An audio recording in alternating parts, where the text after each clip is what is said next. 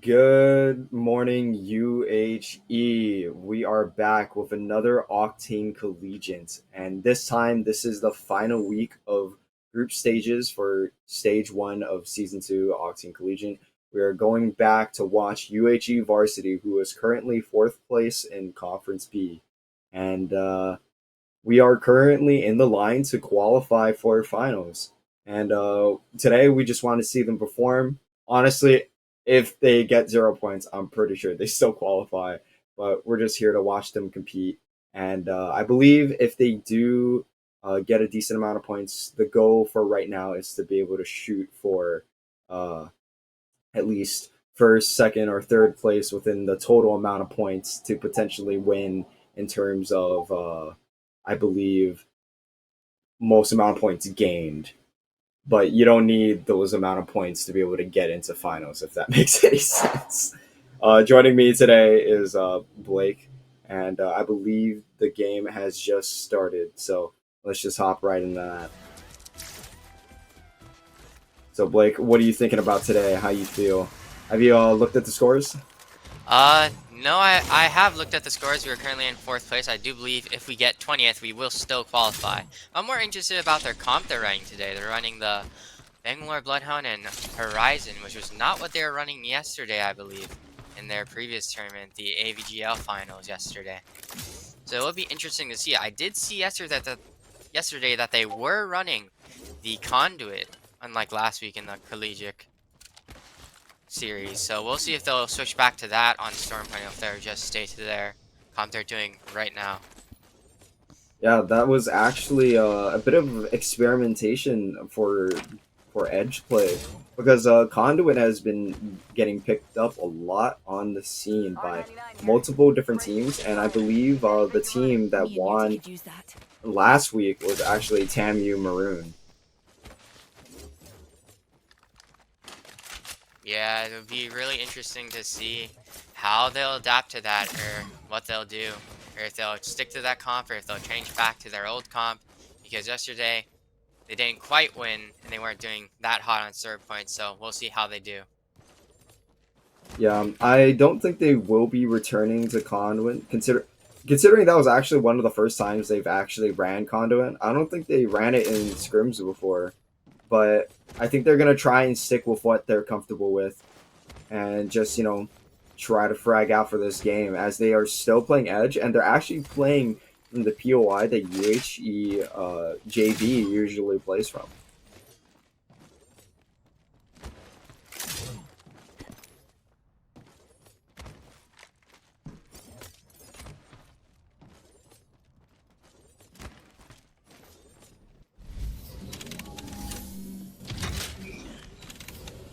Launch site. Yeah. Wow. There's only 14 squads in this lobby? Question mark. I wasn't entirely sure if anyone died, but wow, only 14 squads. That's kind of crazy. They own this entire side of the map to themselves. They're going to get a free rotate through tree. And if they really want, they can hit the beacon towards Lava Siphon or a Harvester. This rotate in is going to be absolutely cherry for these guys. Yeah, it's gonna be a really easy rotate in, just like you said. But we'll see in those later zones when they run into other teams, and just see how that plays out. Now, hopefully, later we're going to get a full lobby. There should be a full lobby. I don't know where the other teams went. That or they all died. That would be kind of insane. Yeah, I don't think 6 squads immediately contested and died off trap. That would be very, very unlikely to do in this sort of situation, especially with open PIs, POIs that would be open because of all those contests, but I don't think there are that many happening. No, yeah, with this many POIs open and that many people contesting, it's like, you know, you got to take your battles accordingly. Although you might have a specific game plan for like a POI that you usually play on, switching to another POI just so you actually have a chance to play the game is, in the long run, probably a lot better. But Yeah. I mean, that's why I'm like advocating for like at least have a general idea of like the other POIs around you, not just land in one POI all the time. So at least you have like some flexibility if you ever need to move. Yeah. And we'll be going over to this fight apparently, where I'm not quite sure what team this is. Team 6 is currently fighting in the middle of the train tracks with purple, blue, and blue. And with some decent loot, and they're gonna go into this building and just chill out for now. That was a very odd rotate-in, getting struck by those opponents. But for now, Team the zone will 6. just close and we'll just hang out, I guess. It looks like Team 19 is already running into a conflict, and they're running a Valkyrie and Octane in this final game day. And I have no idea where this Bangalore is going. Bangalore got a little lost. They got a knock on their team. Team 19 being clearly Cougars. We have seen these guys run some interesting compositions, such as Pathfinder. And right now, this is looking really rough for them as they are getting singled out one by one. And Valkyrie has just been finished. Yeah, this is one of the more interesting comps I've seen ever, because the Octane really isn't a pick you would see anywhere. If it was back in like season 4, 5, or 6, maybe. But nowadays, you don't really need the Valk or the Octane because of the new mobile mobile mobile beacons to zip up and balloon. Yeah, the jump towers. Yeah, no, Valkyrie and Octane are quite an interesting pick. You don't get that much value out of Valko nowadays, considering if as soon as you get shot, it stops. You need the verticality is very very weak. Octane has a stim that's like pretty selfish just for himself, and the jump pad is very easy to break. Shooting people out of the air is very easy to do, and it's just like not that viable compared to like uh, other characters such as Horizon who provide a lot more utility for the team. Yeah, and especially in these high-ranked lobbies, that arc of the Octane jump pad is going to be very easily predictable. And if you play the game for a while, like all these players have, you will be able to be in the mouth of the air quite easily, especially if they're jumping directly straight towards you. But we'll head on over back to UHE as they're rotating in past Harvester into near where Fragment used to stand. And you can see on the map there on your screen all the different teams in front of them. They may be a few hundred meters ahead, but eventually they may have to face off against all of them. And looking at the map, they seem to have a pretty far rotate into the Skyhook/Countdown zone. But it looks like they'll be heading into Fragment, or what was Fragment, and just scouting out there. They may run into that team entering from the east of Fragment, so we'll see if they'll have to fight there. Yeah, could be a skirmish that we are about to see here. Their entire side of the map is going to be pretty much completely clear except for this team. This team could screw it up, and they have gotten visual on this team. Running forward, they know that this is probably a fight that they can take, potentially leveling up the armors, getting free loot, and just clearing out the rotate into this next ring. And looks like they are able to get a crack here. We're pushing up a little closer. The Bloodhound ultimate has been used. Scans are coming down. Artemio is pushing up with the R99, trying to get the picks. Cracking a decent amount of them, fleshing, but Flo himself, and is gonna have to get knocked by Jumbo G. This is looking a little bit spicy. 2 knocks coming in from Ren, leaving only 1 left. And Team 9 has been eliminated. Cornell Esports does not stand a chance. Yeah, it really didn't seem like that fight was... It seemed like that fight was a little bit close, but then Ren and Banana just came to clean it up after Art went down. But that was a sort of clean fight, but now they'll be able to nicely reset and get their armors leveled up. And just chill out. It looked pretty close watching it from Artemio's POV, and as well as Damien. It was a bit of a struggle getting up there, but then I guess it wasn't really that close considering Ren just killed all 3 of them by himself. Yeah. I mean, just trying to time that R9 reload and the zip at the same time can be difficult and frustrating sometimes, but he just eventually just said screw it and just went away and got the reload and batted while Ren cleaned them up. Yeah, I believe Damien did his job. He was distracting pretty much the last guy. The last guy had full attention on Damien, and Ren was just able to just sweep in, you know, back shots. Yeah, and as this zone is closing, we'll see that there's only 9 squads left, which may seem like a lot for this round 2, but it's really not that much. See all the ultimates going down, all the panic, all the chaos is happening while UHE is just Now, swapping over to this perspective of Team 1, McMurray Black, and they're going to be fighting near this RD here. But it looks like McMurray is not going to be in this game any longer. Fighting outside of this truck did not go in their favor, as the team within the RV is going to be able to hold them out. But now it looks like they're going to be held out of the zone as well. And we're down to 8 squads in zone 3 already. Yeah. Yeah, which is pretty insane for this tournament, especially since considering last week, at this point there would usually be 10 or maybe even 15 or 16 squads still alive.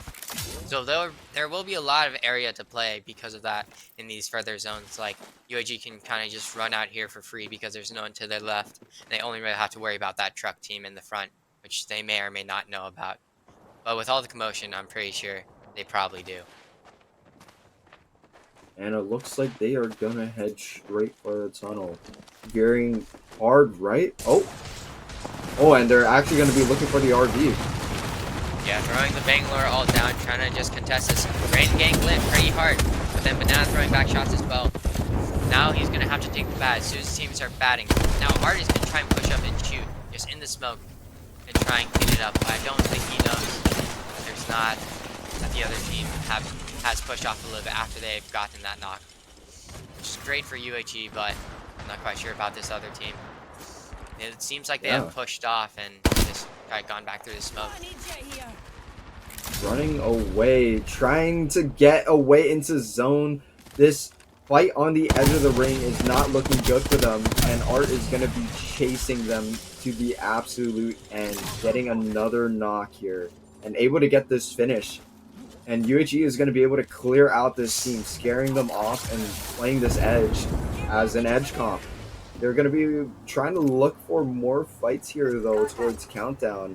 And this is going to be kind of a tough rotate in, as all the buildings in Skyhook are practically empty, while majority of the teams are just stuck towards Countdown.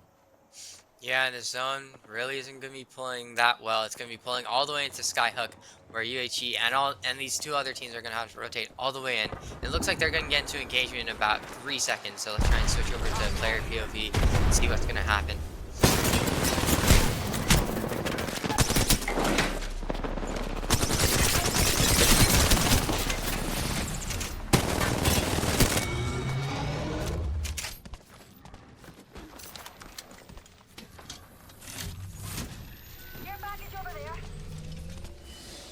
And I guess they were able to clean that up pretty fast. And just finish that up and just get the reset, get all the loot, get all the armors, get all the shields, get all the meds, get all the ammo they would ever possibly need for these last few final zones. But you don't really need that many for those final zones because you just simply do not have enough time to pop 8 shield batteries. Because the zone will be closing in on you and will just take you out if you try and do that. We're already down to 6 squads, and we have 5 kills and with a top 6 placement, and it looks like they're going to be able to get higher and higher. They're moving up towards Countdown, clearing it out, and it looks like there's actually going to be a solo rat just hiding by a forklift. It's a Bangalore just minding her own business, you know? Yeah, just kind of walking in. Well, not running in, but it was walking in with their hands now in their walking in again. pockets. Yeah, just strolling through, you know, having time of their lives. But they will get spotted and taken out almost immediately by Art, and that was a pretty nasty beam. But they'll Yeah, that was insane. be able to move in and just get that extra KP and just really try and get their games off to a good start. Hey, there's a rat. There's a dual rat right in front of them, and it's gonna catch them off guard a little bit, but they're able to get the kill, killing both Team 12, the rat, and Team 19. Team 19 being clearly Cougars. Yeah, Ooh, they'll just be able to get the total clear and get the kill here, but they will get cleared out by FSA. Ren getting crapped. They do look pretty healthy with a lot of heals, and with that gold jewel, he can really help keep the heal up really fast in mid-fight, so he should be okay. They're in a quite tough spot in that mountain in between 2 or 3 teams that can just look onto them.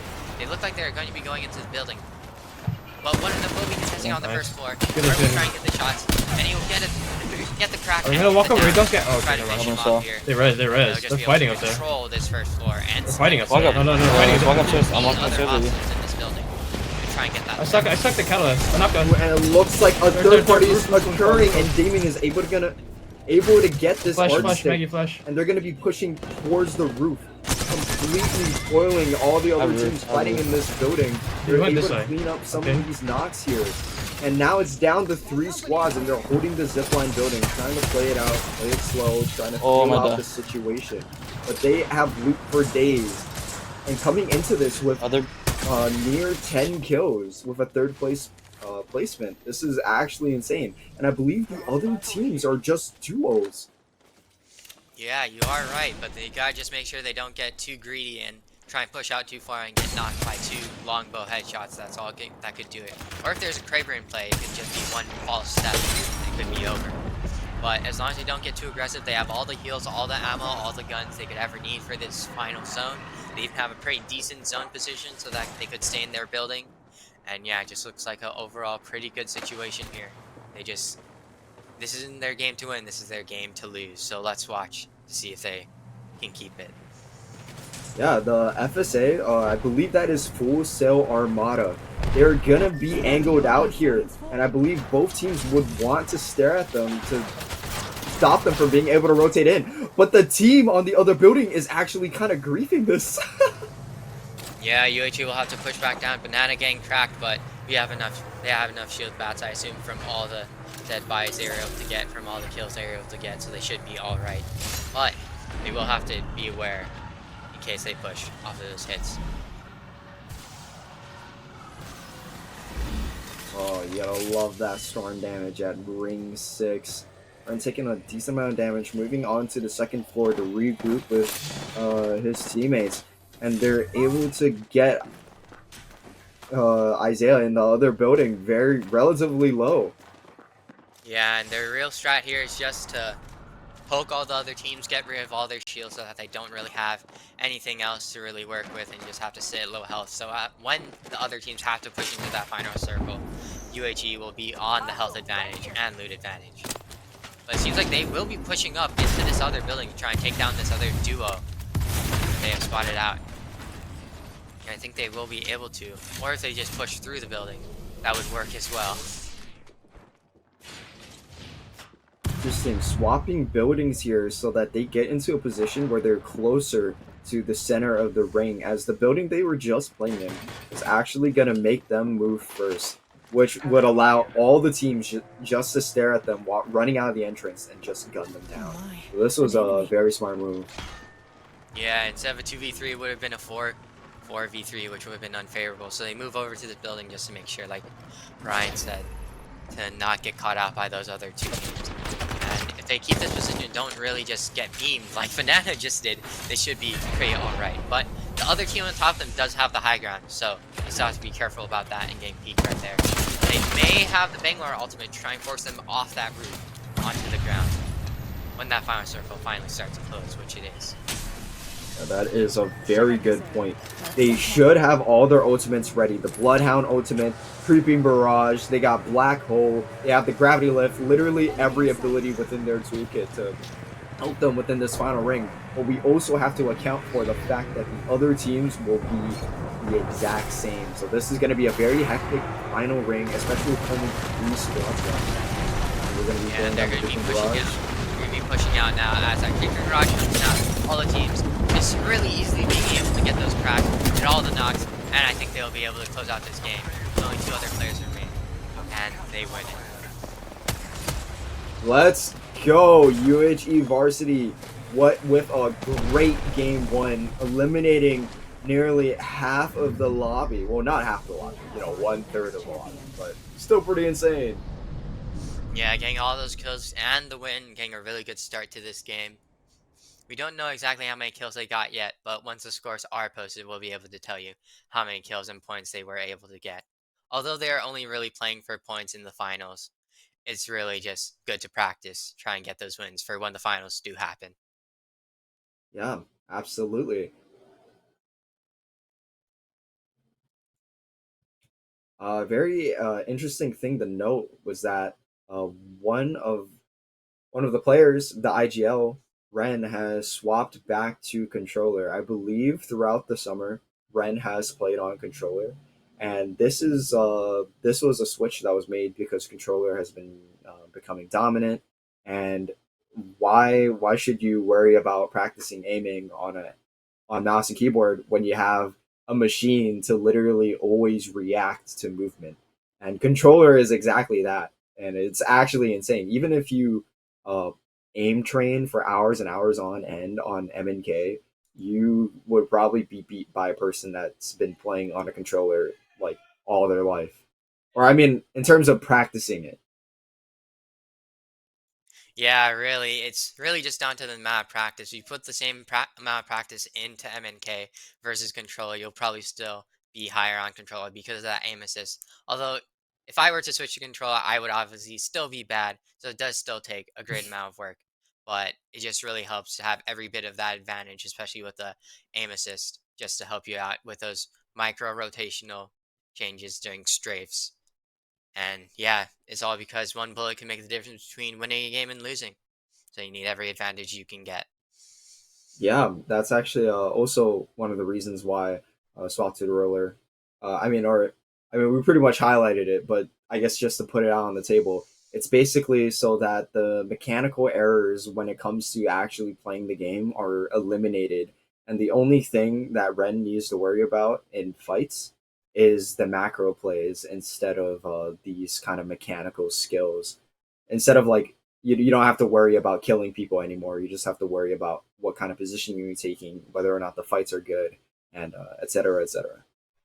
Yeah, it really just allows him to free up his mind to go think about other things besides, okay, I need to hit my shot now.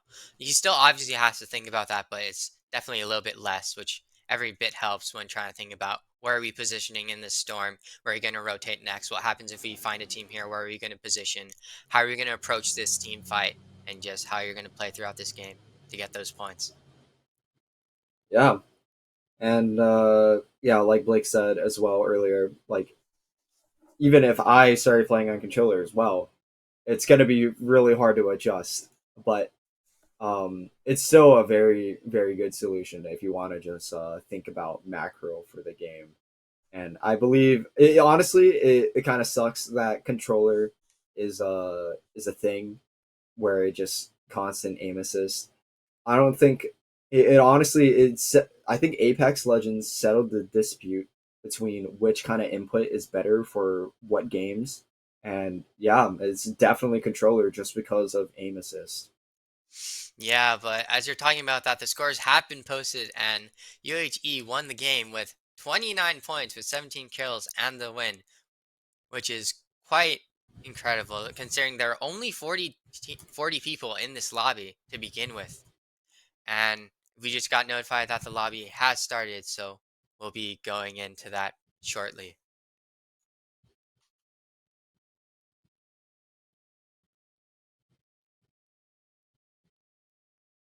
Exciting game day for today. This is gonna put UHE far ahead of all the other teams, and there's still 5 more games left.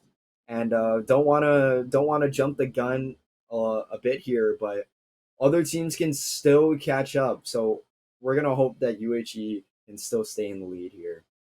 Yeah, but this is a very strong start and a good start for them, so that even if they fall back in the next 1 or 2 games, they'll still be able to have a good fighting chance to get that first.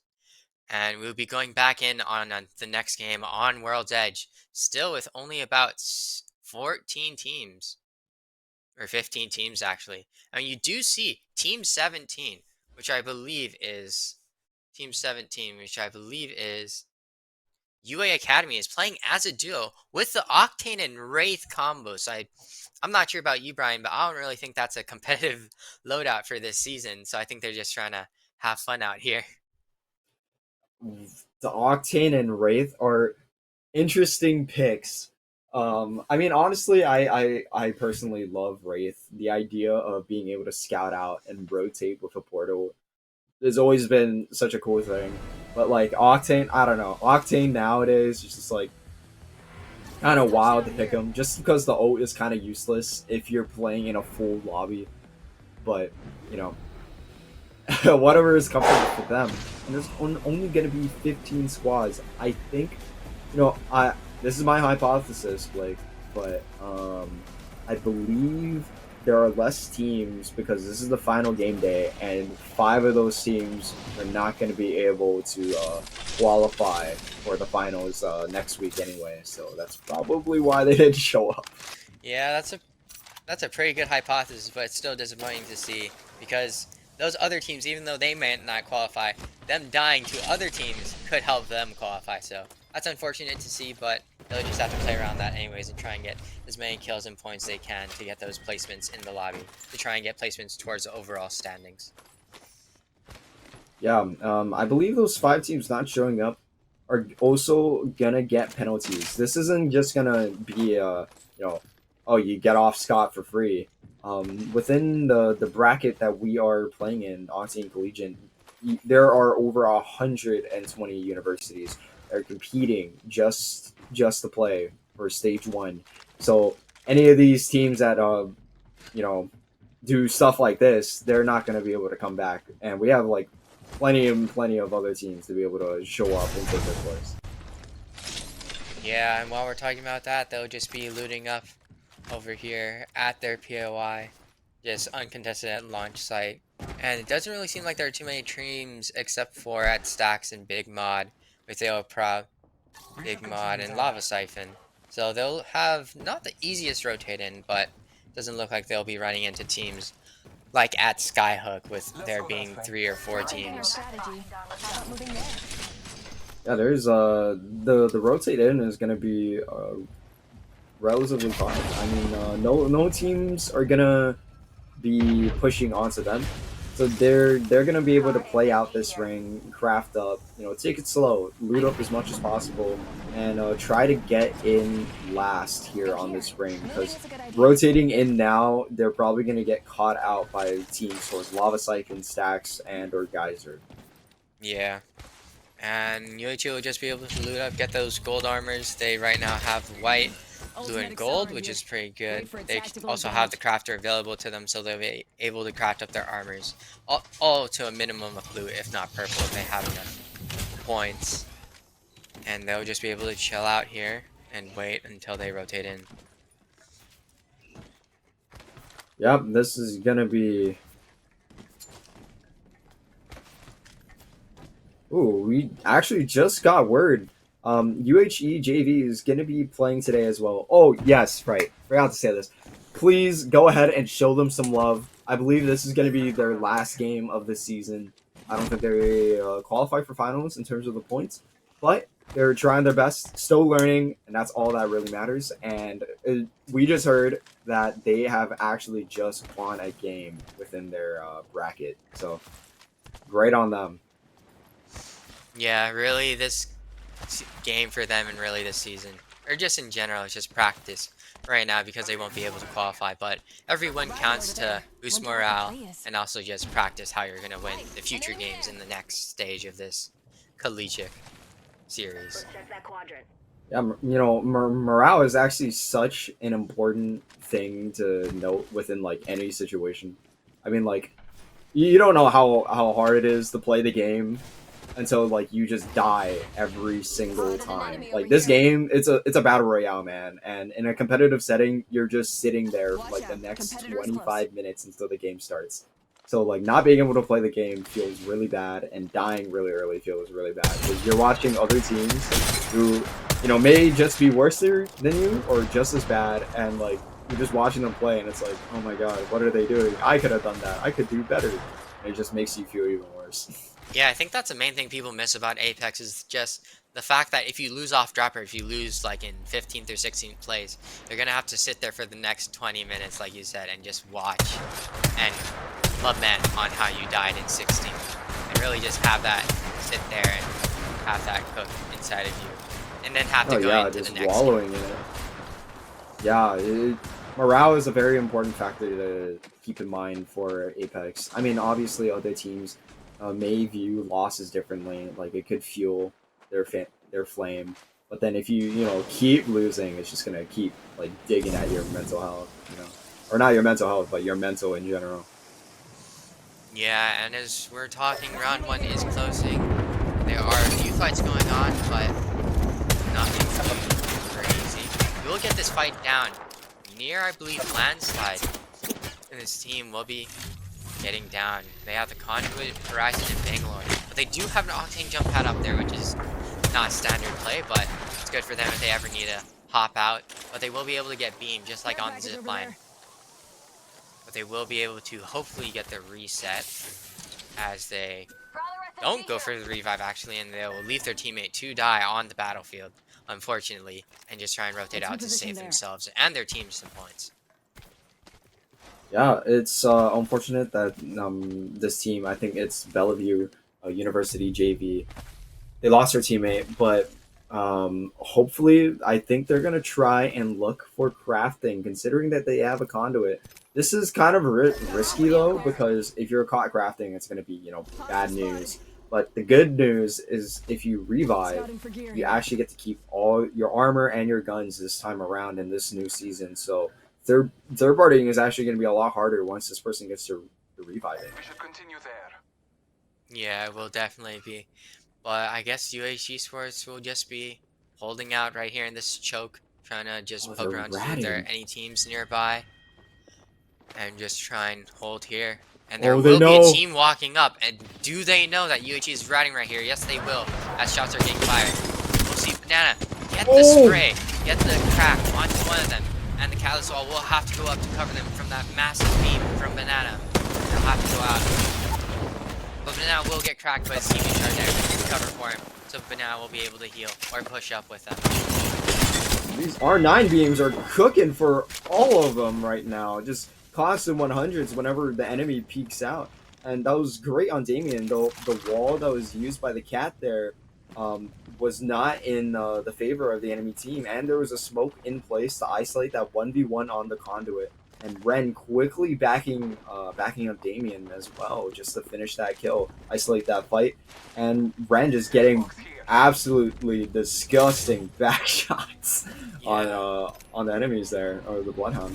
Yeah, and just like we were saying, that Octane jump pad and the Horizon Q can really give you and force you into a really predictable arc that Banana was able to exploit right there and just predictably beam him out of the air until he was cracked.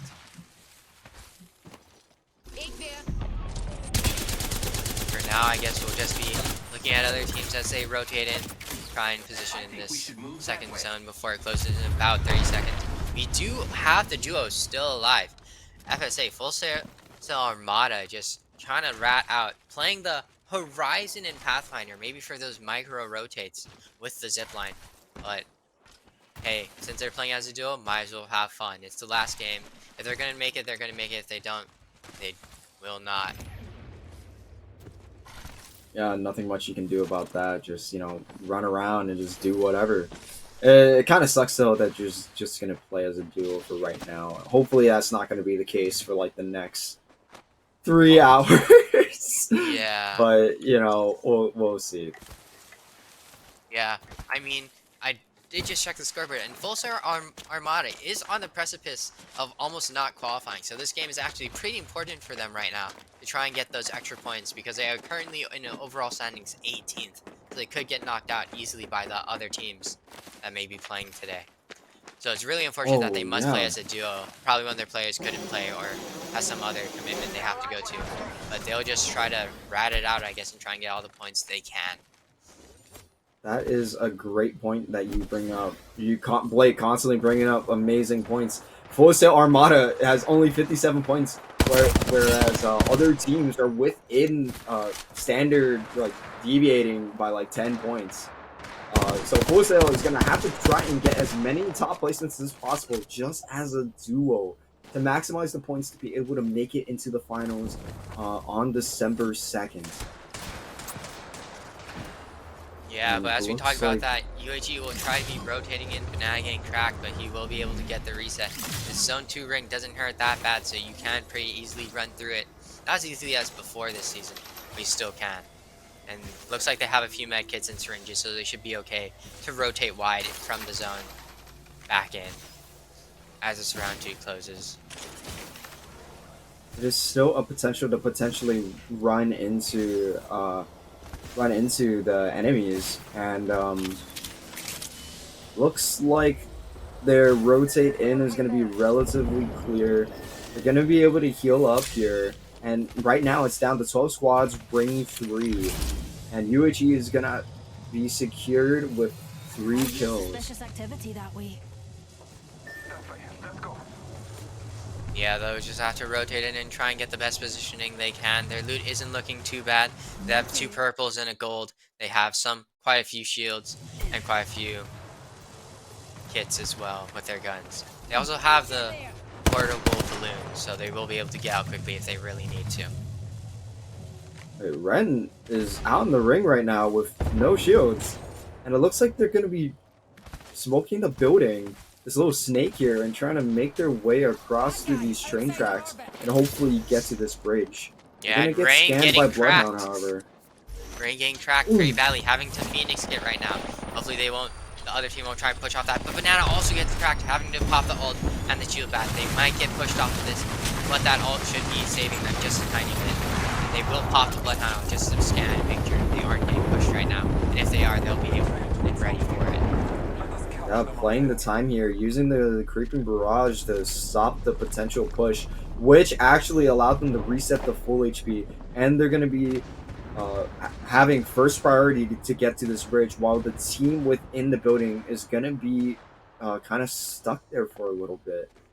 But UHE Varsity is going to be holding a high ground area, although not the most comfortable spot to play, but definitely better than where they were just a few seconds ago. Yeah, they'll be able to hold this bridge and just look at all the teams. But this is a pretty open position, even though there are boxes and other cover. You can't take inside the bridge. It will still be open from one angle or another. So they just gotta play this really carefully. It's a really good high ground, but it's also very risky for all the lack of cover there is.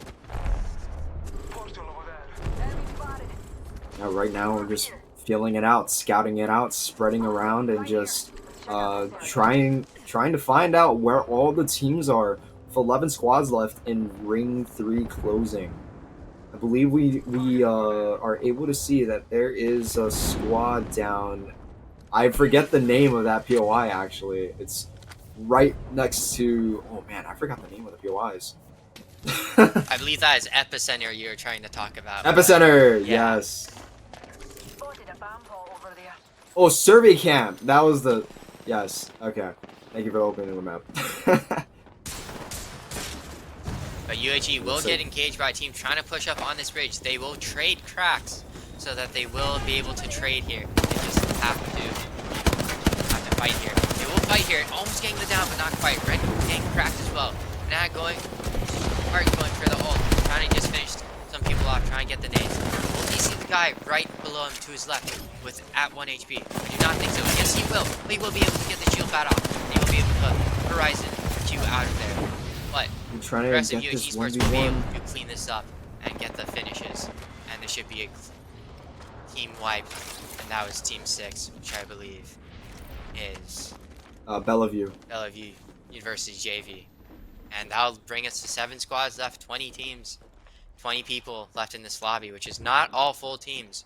So we'll definitely have to see how this plays out. I believe the duo may still be alive. The duo, yes, the duo from earlier from Full Sail Armada could potentially still be in this game. That was a great skirmish to be taken there. Although it wasn't in that team's favor pushing up that hill, considering that we had the absolute height, and in the very end they were not able to make it. I believe, yeah, Bellevue University. It was just not ideal for them to be taking this fight, but they had to just to rotate in. Yeah, but it's going to be a rough rotate in for UHE trying to get into this highly contested building with not very many spots to play in this next zone. You're going to have to somehow rotate in without getting shot at by another team. And they will be able to rotate over to this fence to get some cover. No teams on their back, only right in front of them and to their sides. They may be able to push into this building. Bloodhound Scan will get a few enemies, but I'm not sure they fully know the extent that they will be contested on this building. I'm going to be playing the ultimate height here on this building here in Climatizer. And this is going to be a very ideal position as Ren is actually going to be able to get a down here on, I believe, Team 12.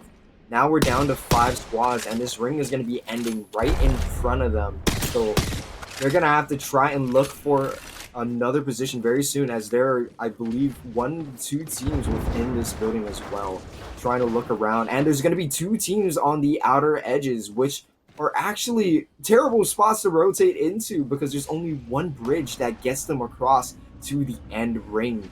As we exit into the Falcon view, we're able to see this whole map, and it looks like the teams in the outer buildings are going to have the roughest rotate of their lives.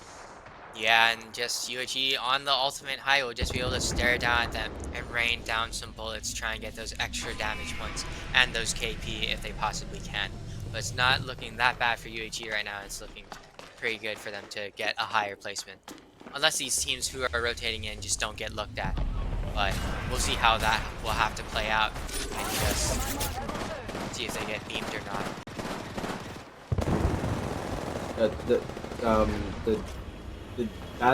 Did Damien just crash? And we may have a crash by our Bangalore player, No! Damien. And He that would crashed! be very unfortunate, but they will still be able to play as a duo. It's not completely over yet. They could still win it, or Damien could come back and reconnect. I'm very surprised right now. No one is looking at him or beaming him on this very exposed position, but we'll see if he'll be able to ever come back from this. And you can see the disconnect icon right there.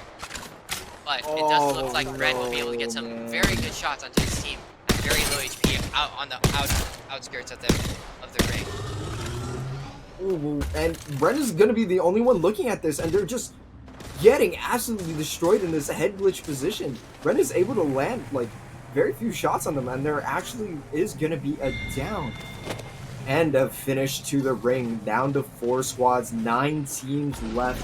This is looking very bad, and Damien is actually going to be back in this game.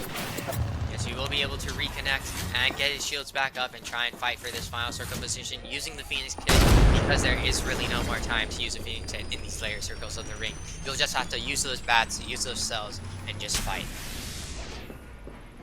Alright, looking around, we have 40 seconds until ring 6, the final ring. And looking around, we do have the ultimates, we do have space to play, but we are still a little unsure as to where people are and the amount of players that are alive, because it looks to me as if there are going to be a decent amount. There's going to be 3 teams, and each of them with a duo. Yeah, UHE is the only squad right now that is fully up with, I believe the only squad fully up with 3 people, unless there is some solos ratting around trying to get those last placements. I'm pretty sure they do know the team below them, so they will have to be careful of that. They will be placing down the balloon to try and get a different position. We'll be smoking the top of the balloon to make sure they don't get shot out, which is a very good strategy, and they'll just be out scrambling like in the old meta, try and get a good position. We're going to try and land behind this team and try and eliminate them really fast, and let's see if they can get this wipe. Ooh, Art is landing right on them, trying to get into the skirmish, able to crack 2 of them, but Art is going to be down here, and they're going to try and get this reset, trying to get this revive. UHE is going to be in a tight position, Ren with no shields, but the team within the center of the ring are not aggressing any further, as they have already taken way too much damage. it's going to be a little intense. Art's going to be slow healing, and the duo is going to be taking this fight onto Ren. Art trying to back him up, and they're able to get this down, and we're able to get this finish on Team 4 WVWC Apex. Yes, Trying to look around right now. Yes, without getting the finish onto Ren, getting him down with not quite enough time to get the reset, unless he does it right here, right now, which he will. And but now we'll just be looking over, try and make sure the last squad, the last duo, does not try and look over them. I'm not sure if they have enough shields, but they will get the crack onto the other team, and Ren will be able to get the reset, get the shield pad off, get that extra health that he needs to fight this final fight. They will be pushing in, try and get those smokes down, try and get those fights. We'll be able to get the beams. It does look like UHE will get the 2 back-to-back wins in a row in this lobby. What a game from them. Back-to-back wins. Let's go with a decent amount of KP as well in both games. I believe this is, you said last game there was 29 points. Well, hell, it might even be 50 to 60 by now. This was a great performance and a great showing on the final game day with 2 back-to-back wins. Yeah, it definitely looks like they'll be able to get a lot of good points for the overall standings, even though they really don't need it. But we'll be able to get them into either those first, second, or third place positions, even though they are only 4th right now. But they should be fine for the finals, and they will be able to get those extra points. We will let you know when the scoreboards update to see how many kills and points they were actually able to get. Yeah, and that has been 2 games so far. Right now we're gonna head into a break, and we'll see you guys in a bit.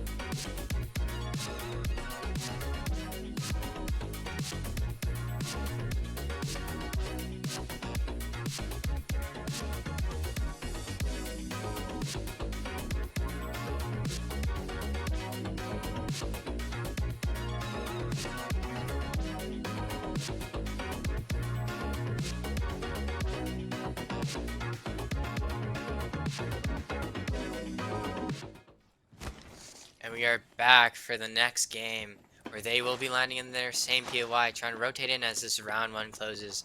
Nothing too crazy has happened so far. Maybe one contest has happened, but UHE will just be able to rotate in with the purple, white shields and a few guns, but not a crazy amount of loot, but not a bad amount either. They did not get the crafter this time, so they will not be able to craft with their armors, and they will be forced to just rotate out and look into other POIs to try and get some loot. We don't know if they'll run into any other teams here, but they are pretty split right now, so I guess they just assume there are no teams in front of them. And with that Bloodhound, they can be pretty certain if they have any teams or not, so they can be pretty safe about this rotate. Yeah, I believe there aren't any teams that land towards Dome or Leaf within this lobby. Well, I think for some reason, people are contesting. Yeah, or people left. I honestly have no clue. There's now only 13 spots left. But yeah, we're just gonna be looting up here as we have a decent amount of prio to this ring, but we don't know where it's gonna be ending. So we can still take our time, and we're gonna be able to hit this beacon towards the lead to see where the teams are, to see if we have a general clue as to where to possibly go. And it looks like there's gonna be a little bit of a skirmish here. Team 19, clearly Cougars, is gonna be jumping around, still running Octane Valkyrie. Yeah, that's a very interesting comp to run, especially in this type of tournament. That looks like a comp you'd see a few seasons ago, but not now. But they will be able to get the finish onto a down. And hey, comp isn't everything. You can still succeed, even with a suboptimal comp. It'll just be quite a bit harder. But the positioning for this team does not look good, as they are under there with very little cover and with very little places to go except out. But they will be able to rotate out and maybe try and get behind this team. This was actually a very fast fight to even have occurred. It's as if I think Harvester might have just rotated out of Harvester just to try and catch this team off guard, which is kind of odd. Yeah, it did not work in their favor. Yeah, just that gamble that didn't quite work out well, but they will get the mobile balloon down. Will they be able to take it though? It will be at 51%, but they will be able to eventually take it and go out into Harvester. Wait, that's only one guy though. The other guy got beamed. Oh, really? Where'd he go? Well, I guess, just trying to hang out solo, but I think the second teammate should be coming in right now, and I guess they should be okay as a duo, I guess. Yeah, Fugi go, bro. Fugi go. Yeah, and this zone 1 will be closing now. UHE will be rotating in towards Harvester, so they may see those teams, those 3 teams over there. But when their team is a duo, yes, the team that flew into Harvester is a duo and did get beamed. But Ren still has the white armor, so that could be an issue. That extra 25 health from the blue is really vital in many team fights, and just leveling up their armors in general can be crucial to winning those fights. But they will get spotted out by the Valkyrie team. They will be forced into this game. Ren getting the nice shots onto one of them, but not quite being able to get the finish. Will be trying to get the nade, trying to get that extra 10 damage he needs to try and knock that guy. And he will get it to knock him. And Art will also get the second knock, and then it will be pushing off that, just trying to get that last finish. And get that. Art has a wingman? Art does have the wingman, I believe, from the care package they just did. And that guy will be rotating out, but he will be able to get the shield pad off, and he will be able to survive. One more second with that 3 HP on him, but they will be able to, UHE will be able to get the finish onto his other teammates. And they will just be rotating off, trying to loot up off of the team that they just killed, or partial of the team they just killed. And just try and rotate back, group back up, reset, and assess the situation. Because there still are those Harvester teams to their right.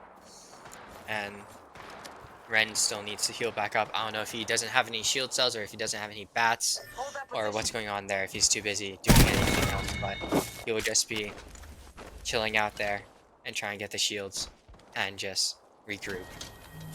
Yeah, I'm trying to look for the kills that they just got, trying to get the finishes, and I believe Ducky982 is going to be able to get away this Octane with quite literally a sliver HP, and it looks like there's going to be a team right above them, and Damien's going to be left alone here, but able to regroup. Team 18 is trying to look for this third party. Coming in a little late here, but still coming towards the party. Their armors are not going to be that good for taking a fight against UHE.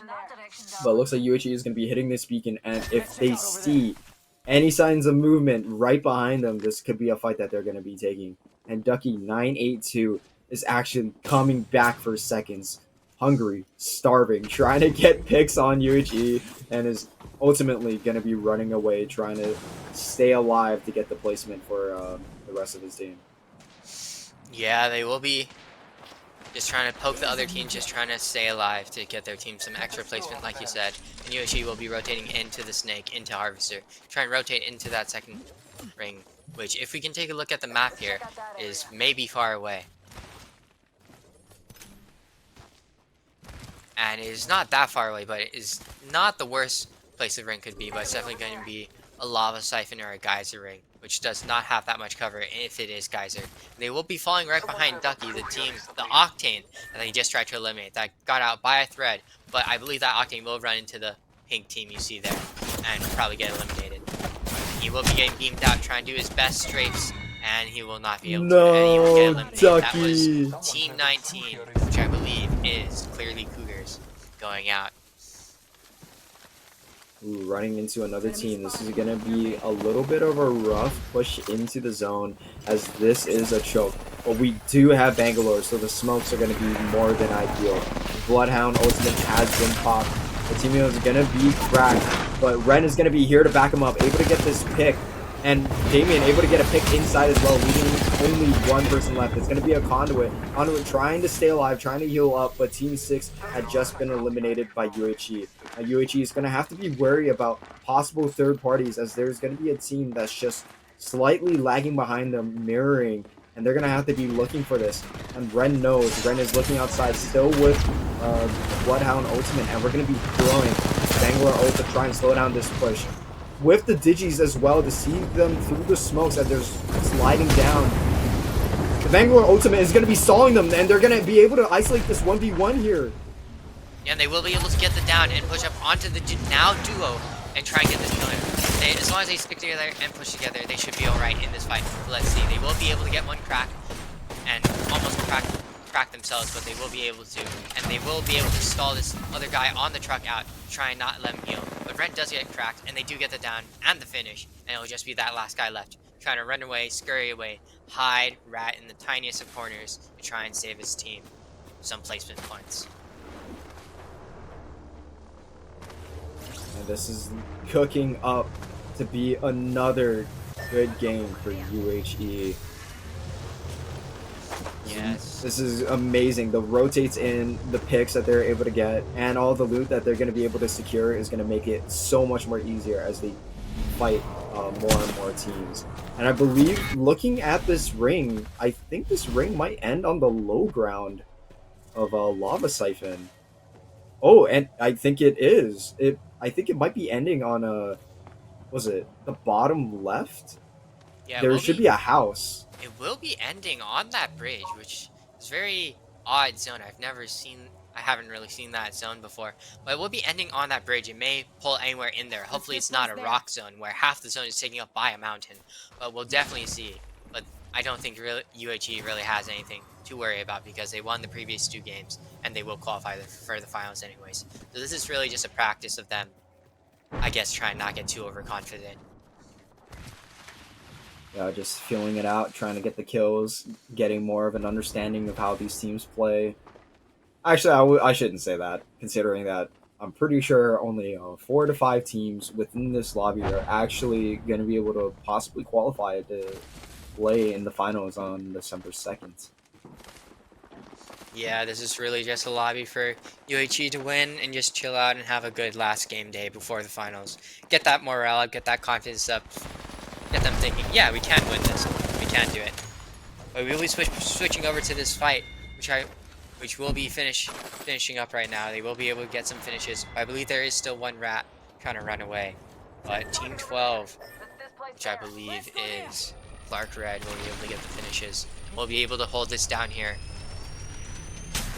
and just be able to get the reset. And Ooh, the and we're solo Horizon we running saw into earlier. the solo. Oh, but the Horizon is actually still gonna be alive, and Material drops down out of nowhere, saying hello, what's up, and able to get this full wipe on Team 4. WVWC Apex.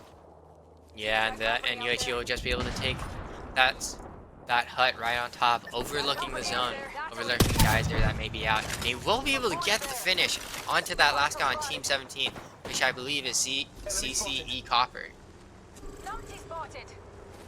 And just get those extra KP that they totally need for this game and set. But they will just be able to try and play their best set and try and win it out. Ooh, they're playing a very good position here. Able to hold out 2 to 3 teams rotating in.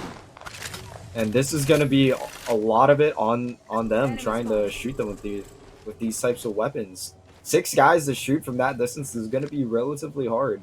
But it looks like UHE has eyes on other things, potentially looking for the next spot to play here. Yeah, their spot right now on that is not in zone, so they're going to have to rotate all the way up into the building, into this tiny little pill-shaped building right in front of where their last zone actually almost ended. Right in lava siphons, so this might be a little bit of deja vu, but now they're on the low ground instead of the ultimate high ground. So let's see if they'll be able to play it from the low ground this time. Wait, you're talking about last game? Last game at Climatizer? It didn't end here?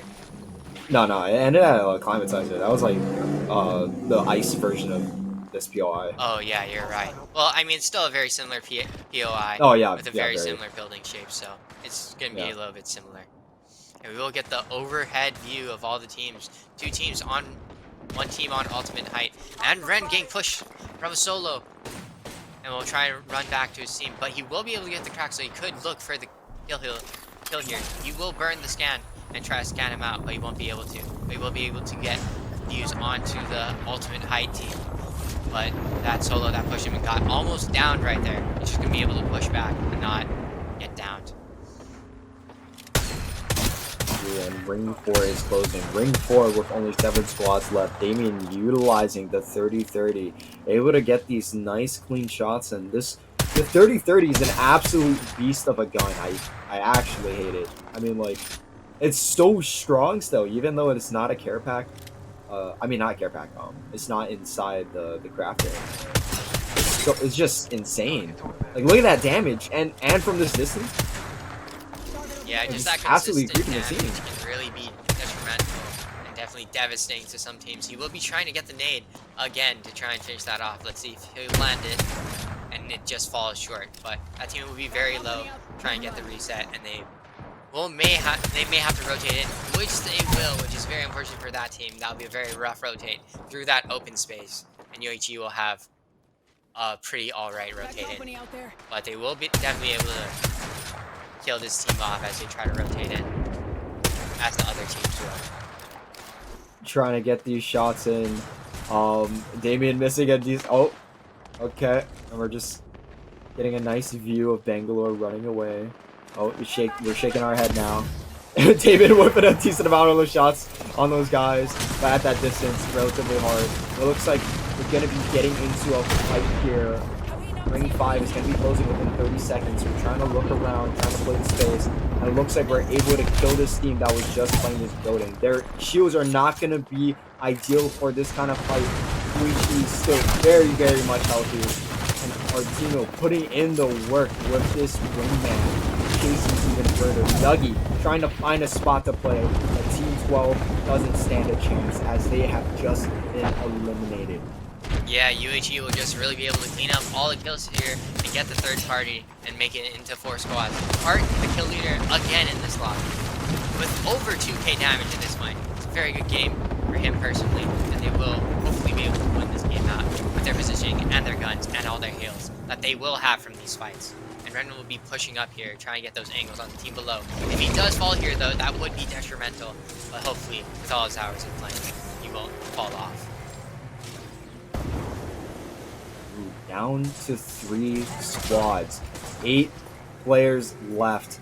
This is going to be quite interesting as there's going to be 2 full squads as well as the duo that Damien was shooting earlier. Not able to get this finish because UHE got into another skirmish, but it looks like UHE is gonna have to be taking on this fight and finishing it as soon as possible. Ren playing the high ground position with the Prowler, able to get these picks.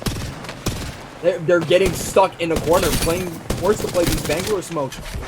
FS is not trying to figure out what to do. This is getting tight and tighter, and Team 8 is gonna be eliminated. Fresno State out of this game, and Dave's gonna be taking the fight on this team, trying to get that redemption, missing all those 30-30 shots earlier. And it looks like UHE wins another game, 3 in a row, baby.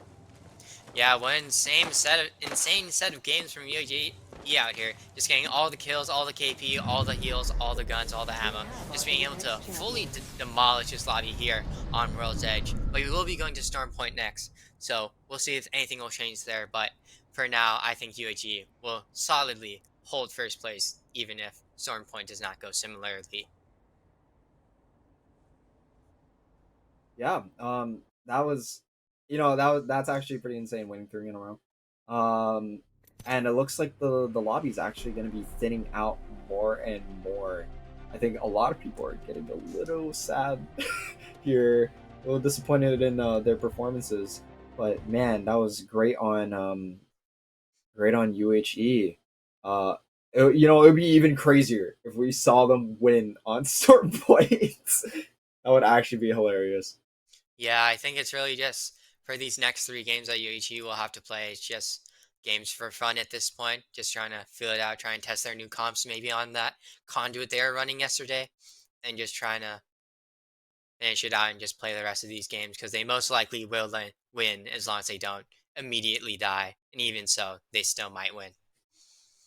Yeah, like honestly, at this point, I don't know how far we're gonna want to take the games in terms of like our point lead, but there we could potentially just start swapping it over into a practice. But looking at the scoreboard, there is a team that is 2 teams that are right behind them with the potential of overtaking if the next 3 games are going to be pretty decent for them. So UHE isn't necessarily out of the woods just yet.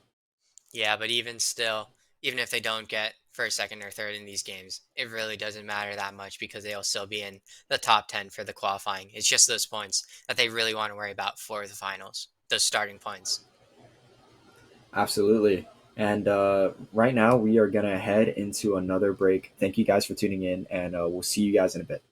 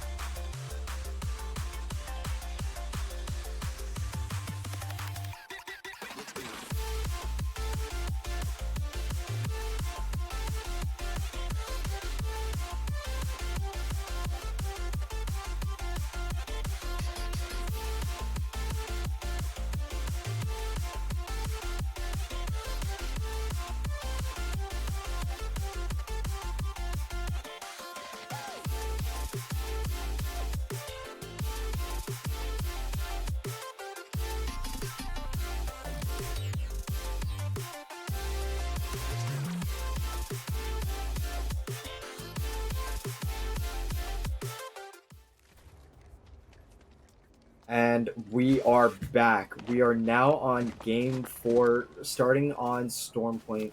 We have 14 squads. This is the Octane Collegiate. This is the final group stage week. We are tuning in to UHE Varsity. For those who have just came in, my name is Brian, and with me today casting is Blake. And right now, we are watching UHE absolutely dominating this lobby with 84 points. The closest team right now is, I believe, like, I don't know, around 50 points off. So we are pretty far into the lead, and right now we are entering in on another fight. Absolutely destroying this fight as well against Fresno State. Trying to hunt them down, popping the dog, the beast of the hunt, trying to use his G7 to see them straight through the smoke, and Art is going to be cracked here. We're going to be playing it slow as we already have this knock and this finish. Yeah, I believe... I think the fight's done. Yeah, I believe the fight's over because I believe that is Full Sail Armada, the duo, if you didn't know earlier, if you weren't tuned in earlier, who is playing, who's currently in 9th somehow, and is above several squads who have full 3-mens. So they're not. Yeah, I think no. This is Fresno, bro.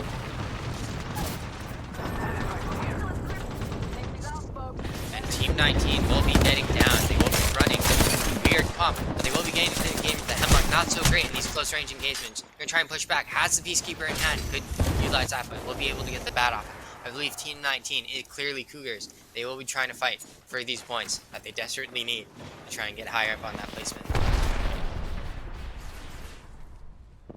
You know, it's actually pretty hilarious. There's like 4 teams here fighting. There's like 12 squads left, guys. Oh no, and the third party from UHE is coming in, trying to clean this up. And Ren is gonna actually get a pick here. Same with Damien. One by one, this team inside is just getting picked off. Yeah, just UH Esports being really confident pushing into this fight, knowing that they can win it in this lobby. Just kind of finishing things off here with their close range engagements. And if you didn't know, fighting in the Zone 2 ring in this type of competitive Apex is not very common and actually considered throwing your game away. So it's very interesting to see all these teams fighting this early in the game when they really don't have to waste all this ammo and all these heals. But UHE will still run after these fights just because they have 84 points and really can just sit AFK really if they needed to for the next 2 games and still be pretty alright.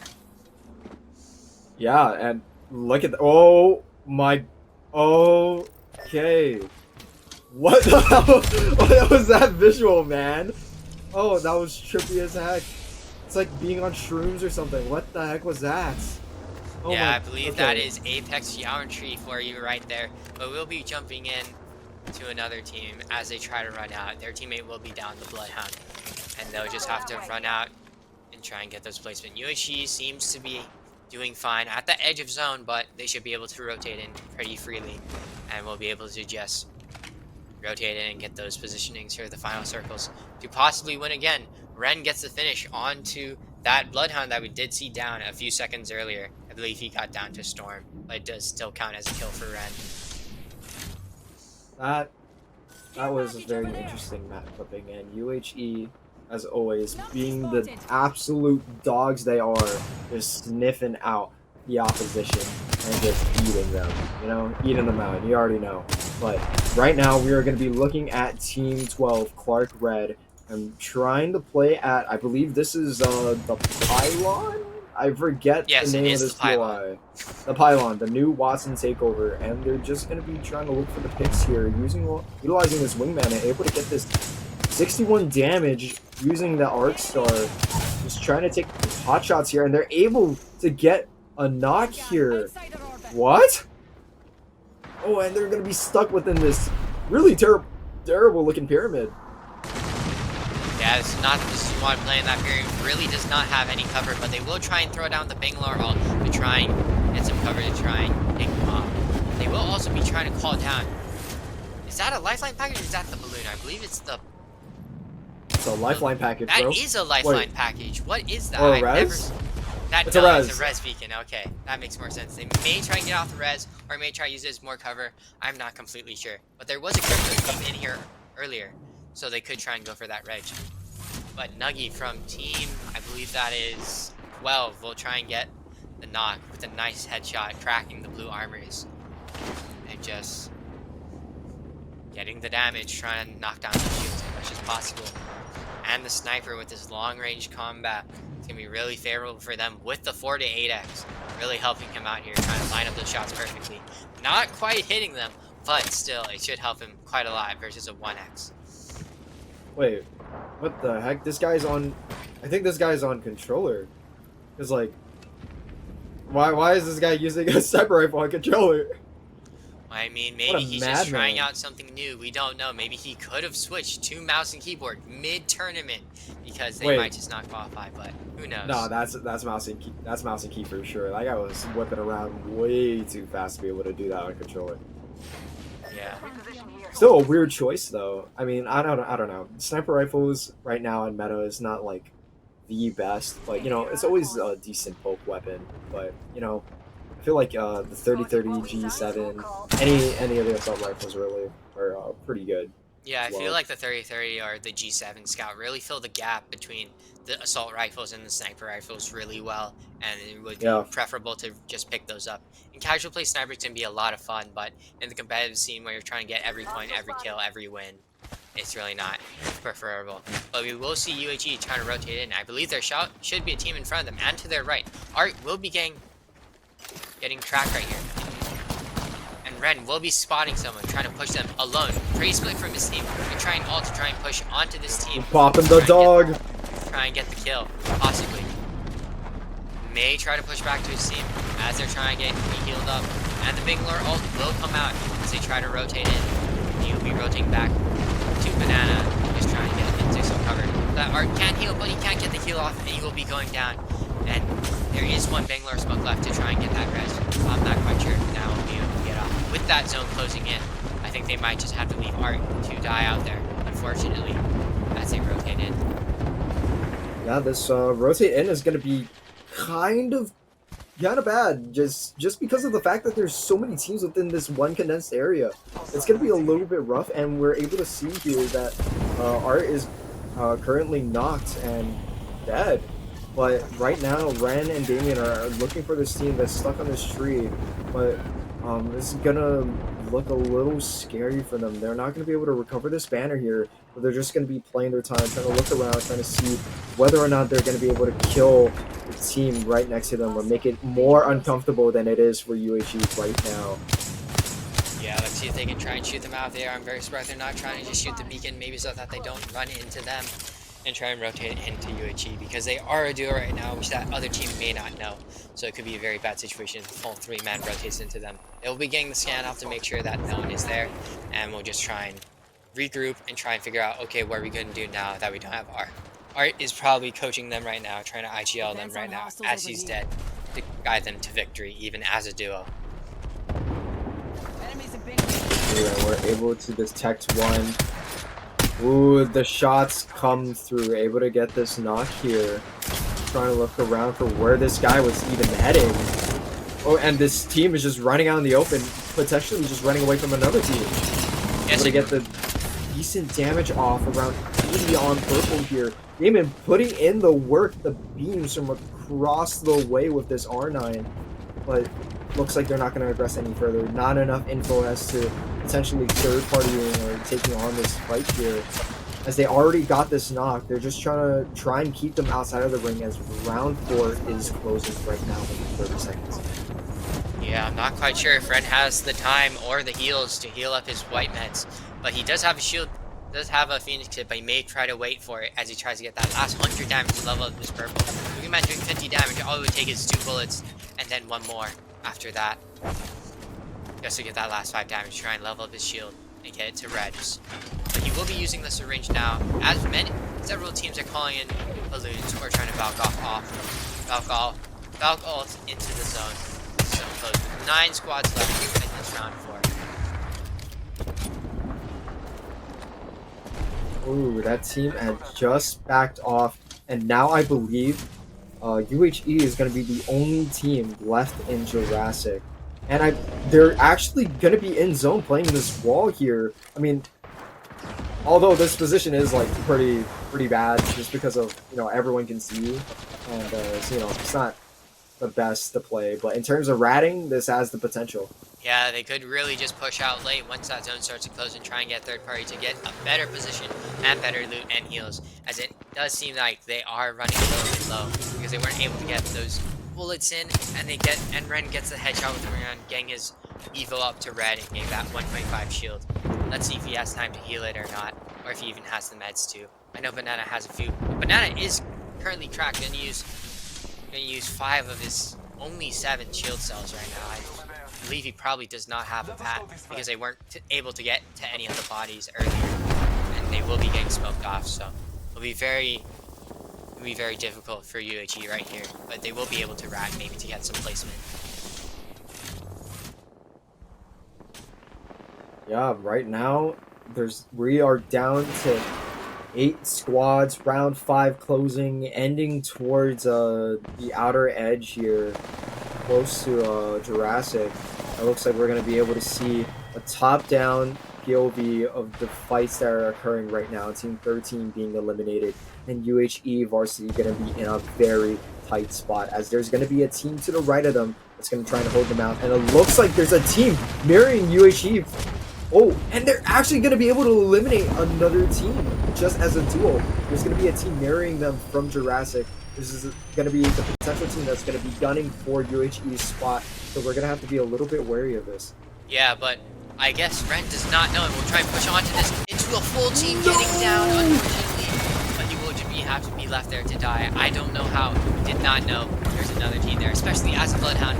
With the free scan, you can really just scan the enemies out. Never mind. Now Banana will just have to play his own game and play his own life. Right out in the open. If that team right in front of him in that building even looks at his direction, he is almost certainly dead. But apparently they're too busy with that other team by the wall as well, with 5 squads remaining. Just him trying to hold it out, and not too many full teams left alive. Damn, yeah, looking at the map, there was a small portion of Jurassic that was going to be in ring, which is I thought they were going to just rat in. And it looks like they saw an opening to potentially fight this team, holding them out towards a certain side of Jurassic. And they were able to get that full squad wipe. But the area they were playing in was not in, and the zone was closing on them as soon as they finished up this fight. So we tried running back into Jurassic to get a spot to potentially rat it out. But this team, I have no idea where they came from, mirrored them and just beamed Ren as Ren was trying to go in with little to no information, and it was just truly unfortunate to get it down like that. Yeah, That really could change the outcome of this game. Now Banana will just be sitting here, kind of strafing left and right with his creeping barrage in hand, just ready to throw it out whenever he starts to get beamed. And he will throw it out now, trying to run across his zone, which may get the attention of the other teams. But he will be able to get the position and hold it out. I do not believe he has any more heals. He only has the med kit to hold it out, unfortunately, because he wasn't able to get to the other bodies. And he will just be able to sit here for right now as the other teams go down. 4 squads left, some extra KP for him. But there will be the conduit all right behind him. And it will be right out of range of him. So he's very lucky here that did not bounce. Ooh, that is so close. And it looks like Damien is going to have to move to the next spot very, very soon, as the final ring is going to be closing right on him, cooking his buns. It looks like the team towards the outer edge by Jurassic is going to be pushing up, trying to hunt down Damien, knowing where Damien's going to be ratting. Damon's going to be throwing down the smokes as well, trying to run around, trying to stay alive, but overall getting eliminated at 4th place. That was an unfortunate knock, but I go against the 14. Gang is in the team fight. Conduit, only one up, last alive for his team. Last 3 squads, but he does have the high ground, so he can jump off whenever he wants to, engage when he wants to. He does fire, revealing his position, but the other teams are too concerned with the other team right in front of them. And now he's going to try and conduit Q himself to get that extra shield. Try and win back this guy, missing all of the bullets, and isn't able to get it. Now 2 squads remaining. Leave it in They got beat. duo. Last alive on this team. Try and get the kill. He will be able to. Last one, and he will be able to. Team 7 taking it home for them. This is going to be Mesa. It was a bit of an intense final ring, and there was like a lot of visual clutter. You can't really see anything, and oh my gosh, I am getting a stomachache. That kind of hurts. But yeah, unfortunate for UHE getting in 4th place, but it doesn't matter. The past 3 games were absolutely insane for us. 3 wins in a row. Getting 4th place doesn't really matter. And 4th place with was it 6 to 8 kills? That's still an extremely good outcome for game 4.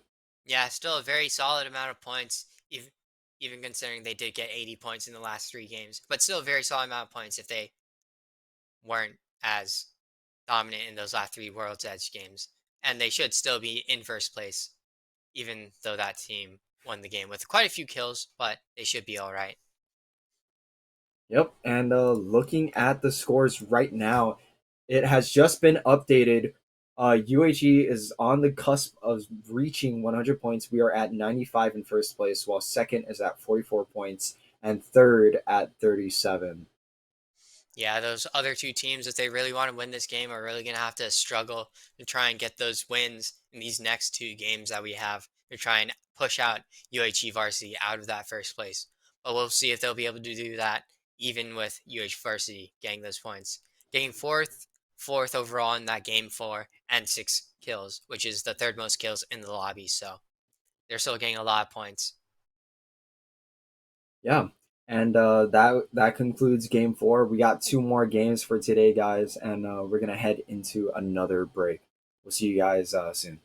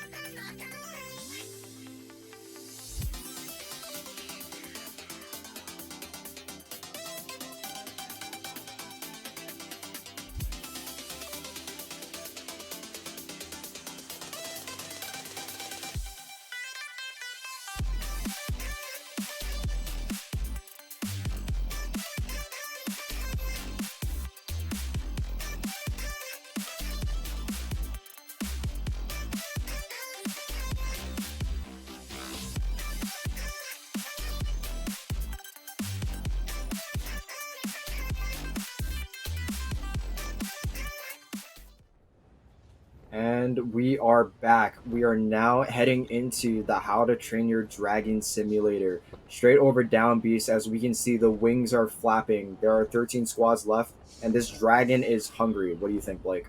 Yeah, it looks very hungry. It looks a little bit damaged, quite old, but it is flying around towards. It does not seem to be carrying. It is carrying the purple loot box, hoping that no one shoots at it to try and drop it. But UHE will just be looting up down beasts right now and just be heading around. Yeah, we're just minding our own business. We're heading into Game 5. If you guys just started tuning in, my name is Brian, and this is Blake. Right now, UHE is going to be sitting at 95 points on the final group stage day. The second place at 44 points, and Mesa, I have no idea, at 37 points. And we're just going to be chilling, waiting around, waiting for the zone to close to be able to hit this beacon to find out where the squads are. And we are now down to 12 squads as fights are just happening across the map. Yeah, and UHE will just be sitting around waiting for this ring to close to scan that beacon so they know where the squads are and where the next ring will be. And now we will be back to How to Train Your Dragon, where as this dragon flies around with the purple loot box. What do you think about this dragon?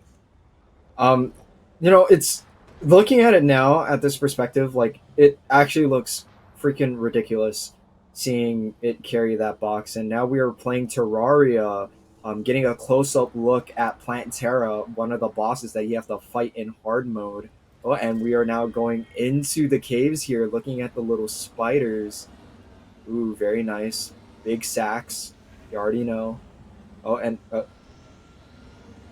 Yes, now we have the sack POV as Art just drives around on the right and just kind of bored trying to play Mario Kart maybe in this set, as they know they will most likely win this. And they probably also know that there aren't that many teams around. Just trying to burn time for that zone to close. Maybe they might try to set a world record of how fast they can go around here. They will get into collisions with the cart, unfortunately, but I shouldn't attack them too much as they get into this next fight. Getting the damage, but he will get tapped by the wingman, unfortunately. He Mario Karted too hard, drifted in the wrong direction, but he will be able to get the reset and get res, fortunately. That team is pretty what far a off. pick with the wingman. What the heck? I don't think Art was expecting him to be beaming him with that wingman. I definitely didn't. Yeah, and they'll just have to now maybe take it a little bit more serious, play a little bit less Mario Kart, and rotate on into this zone. Yeah, you know what? Screw this. Why don't we just go back to the How to Train Your Dragon POV? I think that is also very entertaining. Yeah. And we will just be seeing them not really have any teams in front of them, just that team behind them. If not, go back to How to Train Your Dragon and just be training this dragon up, following it around, see where it goes. I always wonder where the Apex Dragons go if you don't shoot at them or they don't fly away. Do they just despawn? Do they die to the ring? I guess we'll never know. Well, maybe they could have them in college, Gotta get their education up. I mean, flying around isn't the most ideal. But actually, you know what? Maybe as a dragon, that's like their lifelong goal. I shouldn't assume. But right now, UHE Varsity is going to be looking at a team here, trying to see what their next rotation is going to be. Because we're down to 11 squads, and this is round 2. And we're going to be seeing, Ren trying to peek over here and getting absolutely beamed. But Ducky982, the Octane from World's Edge, is going to be getting shot out from the sky. Yeah, he'll be getting shot out, but he won't exactly be getting down, just not being able to hit that last bullet on him. So he will be able to make it out. But wait, what is that guy doing? yeah, I don't know what that guy's doing. Maybe he took the balloon too late and wasn't able to get it. But he will be trying to run in while Art tries to spray him down with the rampage. And he probably will get beamed right here with the R9 so deadly in these closer ranges. And he will be getting down. And Art will hopefully be able to get the finish on this guy. Team... Oh, wait, that was not Team 12, but that guy has just been eliminated. The Conduit now getting the kissies from our cameraman. Honestly, if I was at Conduit, I'd be pretty tilted to die like that. Literally, there's literally nothing you can do. You're just running up a hill, man. Yeah, but the Bangalore ult will be coming out and will be forcing Ren to push back off to his team. They are a little bit split right now, with Art being a little bit far out, but with that Horizon, you can get back to your team quite quickly. So it shouldn't be too much of a concern as they try to rotate in here, to try and stay at the edge of zone, try and poke around, feel it out, see where they can play, where they can't, what teams are alive, what teams are dead, and just see what's going on. Ooh, and it looks like we are going to be aggressing this fight. Now we're down to 9 squads with round 2 closing, getting closer and closer using the Bangalore smokes. And we're actually going to be able to get a little bit of a cheeky angle here from Arch, trying to get the damage off and able to get a nice crisp beam here. Oh, jumping around. They're going to be stuck in this house like a packed up monkeys in a barrel right now. And Team 9 gets eliminated. All that damage just peeking through the door. And the Arc Stars, that team cannot run anywhere. Little to no room as UHE Varsity is just getting closer and closer, making this rope tighter and tighter until, I guess, their eyes pop out of their heads. They were not able to sustain and fight back. And it looks like we're going to be heading into this PoV Horizon. This Horizon getting this res off. Oddly getting the res off, yeah, you are correct. But will they be able to get back in zone? That is a question. They will pick up the try and get back into the zone. It will be close, but you will be able to get it off. And we'll be able to hopefully heal out here with no other teams on the edge. Well, never mind. There is a team currently focusing on him and trying to shoot him out. He won't get completely down here yet, but it will be close. As Banana actually is trying to chase him out, and he will probably see the trident run in here and try to get that, but little does he know it's only a duo, so it will not be very hard to eliminate this squad. But the Horizon does get the heal off, but that is very quickly outdone by Art hitting the wingman shot, getting his evo up to red and being able to get the damage. Gets 50 onto the other guy cracking him and leaving him only a little health left. Ooh, the Trident is going to be maintaining a lot of that damage here. This team, this duo here, trying to run for their lives. We're entering in with only 8 squads left. This is going to be a bit of an interesting ring, as this is a checkpoint ring, and it looks like UHE is going to be running past this this solo here, trying to hide it out the Horizon, and potentially run into another team. And it looks like they're going to be able to see another team across the way, and they're going to push into this team.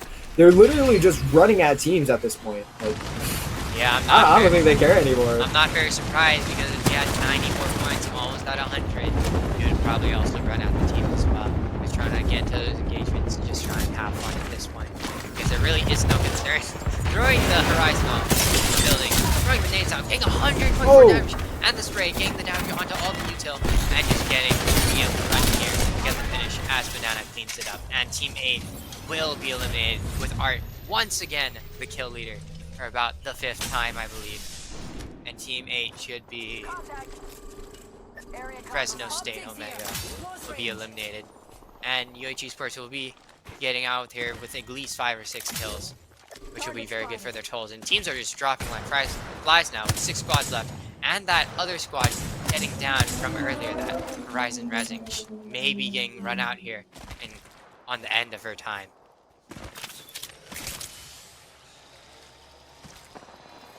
Ooh, man, I was just yawning there. Man, I am kind of tired right now. I mean, I slept at like 2 a.m., but you know, we out here getting enough sleep. I mean, the stream started at 10, but I had to wake up like an hour earlier and lay in bed contemplating about why I stayed up playing Apex. But, you know, we're here now, fully awake, I guess. And the esports team also, UH Esports also may be falling asleep just a little bit because they are so bored of winning every game. And they're just on 94 points with really no competition in this lobby for them to really be worried about basically at all. And they will be able to get to the finals and probably get a lot of points this game as well. With already 5 kills with only 6 squads remaining, they're bound to get quite a big handful of points here, even if they just run at people. And they may see the solo here, but they don't scan it out with the Bloodhound, and they just go down to try and chase after another 3-man and get that squad eliminated, get all the KP over there, and just get everything. This is gonna be interesting. I am actually so excited to watch finals. For those who don't know, it's gonna be on December 2nd to 3rd. Please tune in support the team. They've been putting in so much work to try and get better, and all this hard work is definitely paying off. And I'm just so proud of how far we've come. And this is only the start of this season, and we still have a long way to go. Yeah, we have this fall split, then the finals, but then we also have the spring split as well. And there may be a LAN in the spring split in the future, so if they can get to the finals, they might be able to get to that LAN later on. We'll definitely let you guys know about that if they do end up going there. Ooh, playing this height on checkpoint here, no other team is going to be able to contest them, and no one's going to be able to shoot at them. The ultimate height here, the amount of cover that they have is absolutely insane. But the drop down is the scary part of playing up here, as there could be a team down there, and there's not that much cover to begin with once you drop down. But it looks like they're going to be able to make this move now, trying to capitalize on the next best position here, and they're going to be spreading out to try and find the possible solos and just clearing out. Yeah, looking for the rats right now, actually. And Art may find him right down here in this building. Will he spot him out? No, he will not for right now. Without the Bloodhound scan, he will not know. But he might try and go that way, or he might have just marked the solo. I'm not quite sure, but we will see. As Ren comes over here, he will probably scan that and then find the solo out, but we will see. Oh no. Ducky982 is still playing Octane. That is crazy. Team 19 has just been eliminated. Clearly, Cougars out of this one again. Yeah, now there will only be 5 squads that remain in this lobby. And we'll just see how UHE Sports will play this end game and see how they can get all the points. They do seem to have one of the best positions in the next zone, so it is looking pretty good for them. The wingman without the optic, very unconventional choice, but I would choose the red dot, but maybe he just likes it this way. But we will see how his aim shows up and shows out with this red dot. Oh yeah, honestly, the wingman iron sights is like kind of rough, but like I don't know, I love playing without a scope. Just because it's like the iron sights, man, you actually zoom in a little bit more. It's not truly a one-time zoom in, because every single time you zoom in, you can see it like slightly zoomed in. It's like a 1.2 times technically with the iron sights, but I don't know. Yeah, but getting that extra zoom is pretty nice. Yeah, but he will be able to get the R9 beams and just avoid the ultimates coming out right now. And then he's going to try and group back to his team. Maybe try and push the team. Could try and go out left. And now he's going to be able to get the beam and get the 1.3 spray onto one. Will he be able to get onto the other? No, the knockdown shield will block it. But Art will be there to finish it up. And they will be able to get that down. But will they be able to get the next team? See if they can do a gank spray onto one. But Art is low. He needs to heal up, but they will be able to get the down. Will he see the last guy here?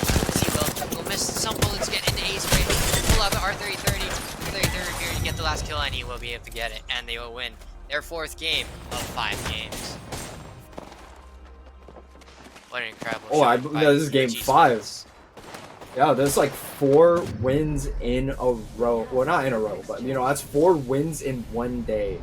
Yeah, UHE is absolutely dominating this lobby. Honestly, I could see them reaching 150 points just off of this game day alone.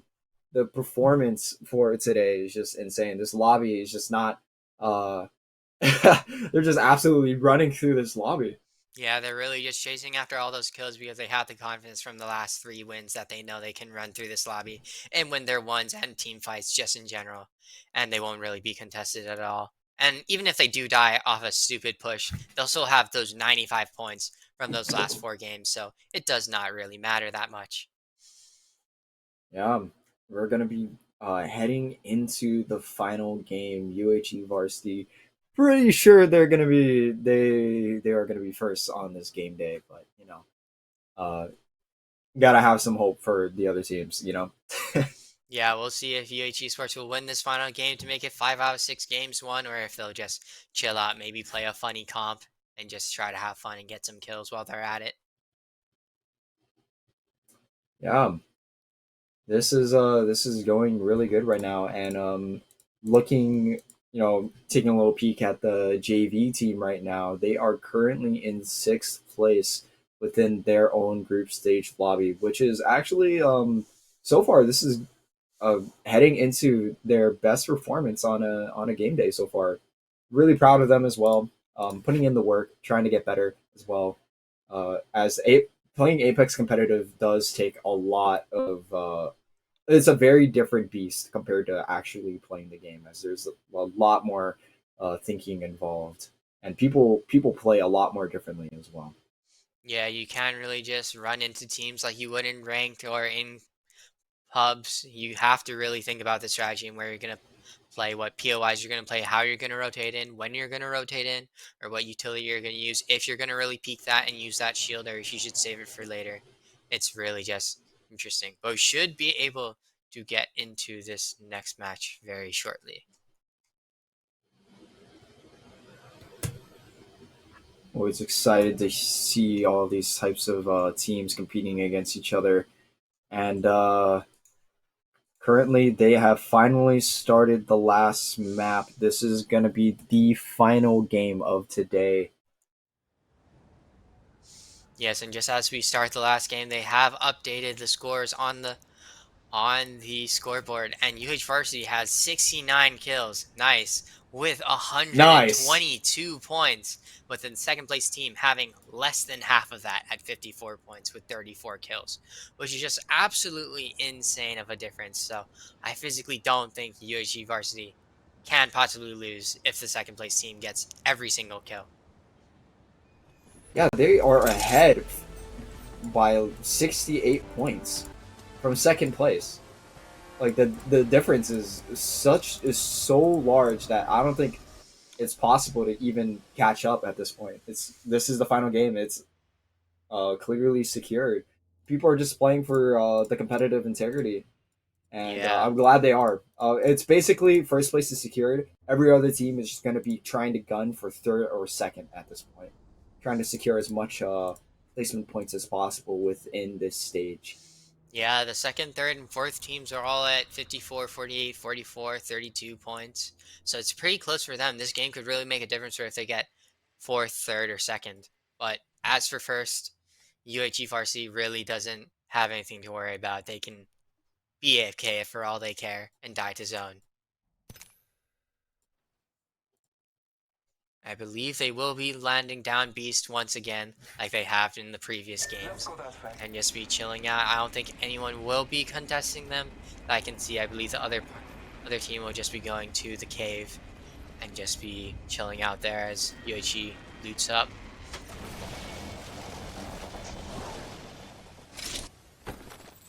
All right, back to looting simulator. Not as fun as How to Train Your Dragon simulator or the Plantera Terraria simulator, but we got to play the simulators within this game to be able to actually play the game. And just gonna go back into our loot paths at Down Beast. Yeah, you always have to get the right equipment before you try and go into that final zone or that war that will be eventually happening in those final zones. And it seems that Banana maybe, nope, just AFK for a little bit.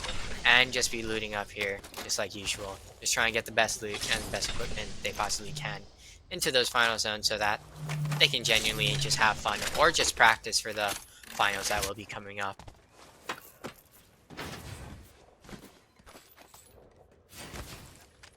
And heading into this, I am now realizing that I am extremely hungry.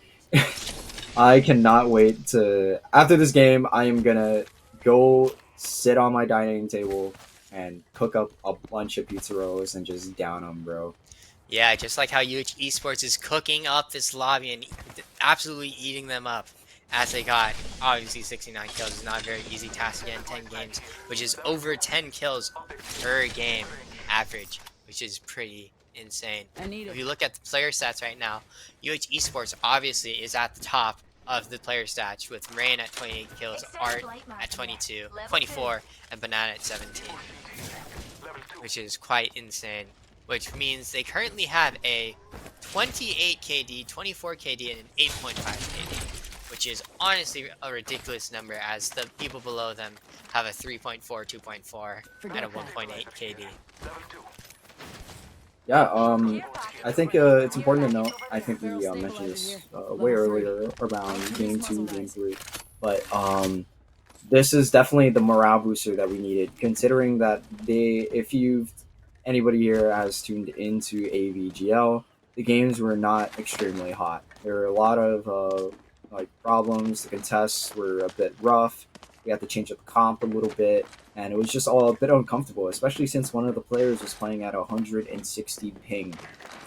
In Apex, you got to keep in mind that although, like, the win, you got to be around first place and you have to win. But this game does have a lot of random variants. It's still a battle royale. So as you play this game, it really all is all in the stats, and sometimes some game days are unlucky. And the boys were a bit down in morale playing AVGL, but playing this game really kind of cements home that they are still in this and they are still able to dominate. Yeah, it really reaffirms their confidence going into that final game week in about 2 weeks on December 2nd and 3rd. Just try and get into those finals and play well. They'll have a lot of time before then to VOD review. Probably not these games because they were too easy, but those other games in AVGL that they weren't quite as successful on, and really understand what went wrong and try to improve from there. Maybe see if they really want to run that conduit or if they want to stick to their current Horizon, Bloodhound, and Bangalore comp. I'm really hoping to see them return back to their roots, back to a zone style of gameplay, back to Harvester. Always love seeing them play towards zone. Edge style is we said this almost every single stream. I believe zone is statistically just a better pick, just because you're able to always essentially make it to the final zone, while as an edge play you are basically forfeiting your chances of potentially reaching the final zone because you are playing for a late position and you have to fight teams. So yeah, I'm excited to potentially see them play a zone comp once again. And we are getting a little bit of a POV within the pylon, looking Yeah, we around currently within have a Watson's live research view of room. the iLab trying to analyze all their games and just trying to be there and really get down how they're going to win these games. We also have a bedroom in there for when they get too bored during the games like this set and want to sleep. Get a little view of this mousy mouse here. Honestly, looking around now, like, you kind of forget that Apex is also a very nice game. There's a lot of details to certain things. Same with Valorant. Like with any game, you're so focused on playing that you kind of forget that there's like this whole world that the developers made. And looking at it, it's like, wow, I forgot that this is a world, not just a game. Yeah, those details though do really get overshadowed when the zone does close in or when those gunfights do happen. But if you do take a second to step back and really look at the game, Apex is truly a quite visually pleasing game for being a battle royale. And we'll go back to UH Esports just kind of chilling out at the launcher, just trying to plan out where they're going to go. They're currently in zone, waiting for that zone to close to see where that next zone will be. They will be taking the launcher over. Ooh, two barometer. Yeah, and they will be able to just get that scan, but they will be getting caught out by another team in barometer that they were not aware of. They will be trying to get the Ducky shots. 982. Because it will be that same Octane we saw a few games earlier and last game. They will try to not get caught out by that Mirage. They do get hit by it, but it does also hit the enemies. Getting Banana closer and closer to that purple shield. Trying to get into this engagement, trying to stabilize, trying to figure out where they can get some free shots, get some KP, and get that damage for their shields, most importantly. And it looks like UHE is going to be kind of engaging here on one of the teams. They just backed out of the building here. I believe it was Larry Dickens' team. If I'm not mistaken, that is Raging Cajun. Yeah, and we'll just be sitting in this building after that very questionable launcher launch just into that other team, which seems to have pushed off, and they will not be able to control this building and this POI sort of with Banana kind of stretched off kind of far away. But that Bangalore double time will save him if he does get caught out. But it has been nerfed in the recent patches, so we'll see how that plays out. Yeah, the duration of double time is actually a lot shorter now, but double time is still a very strong passive, and we're going to be heading into this ring 2 with only 10 squads left. UHE Varsity trying to play up, spread out, and look for picks. They're heading onto this oasis here, trying to chase down Larry, Dickens, and Sasuke. Yeah, and they're just going to be sitting on this bridge, trying to use the bridge to their best abilities to take the cover and try and get positioning and poke around. Try and waste those shields on those other teams, even if they don't get the full kill, which they are aiming for. Wasting the opponent's shields will be very useful for those final zones where they don't have time to loot up and they don't have time to get kills and shield swap.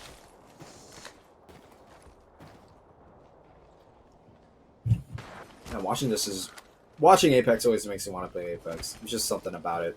Like, playing the game is just so fun. I highly advertise, for all you Valorant players out there, all you League of Legends players, Smash players, whatever the like, tune into Apex. Apex is like COD on crack. I'm telling you guys, it is quite fun. Yeah, it's always a very fun esport. You never really know, and the endings are always chaotic, especially with those match point finals. The wins can be very hype at the end because there's always like 3, 4, or 5 teams that could possibly win, and you just never know until that one team does end up winning and they pop off at the end, because you do have to win in a match point finals series to win the entire tournament. We will be spectating Ducky, the Octane, still playing Octane. Just, I believe, as a solo, getting into engagement. Yeah, bro is dedicated. Bro is dedicated indeed to his craft of Octane. Maybe just trying to have a little bit of fun while his team might not be able to qualify for the finals, and just trying to have some fun, get some kills, get some clips for his montage possibly. But we will see UHE Varsity, I believe, below him. Yeah, but slightly below him, may try to zip up onto him. I don't know if they know if he's there, but they will soon, as the zone will close in 13 seconds. We will be able to find out where the zone will pull and if UHE will have a good or bad rotate into the zone.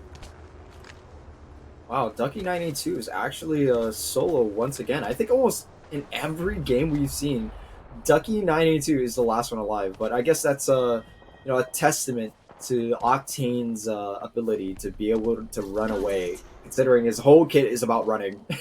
Yeah, so actually that makes sense. Yeah, just Octane being one of the slipperiest Apex characters, being able to stim while you're in the middle of you shooting at while he's running, and also the Octane jump pad just allows him to get out, especially if you're on mouse and keyboard, where you can tap straight into crazy directions and just have your straights even more unpredictable.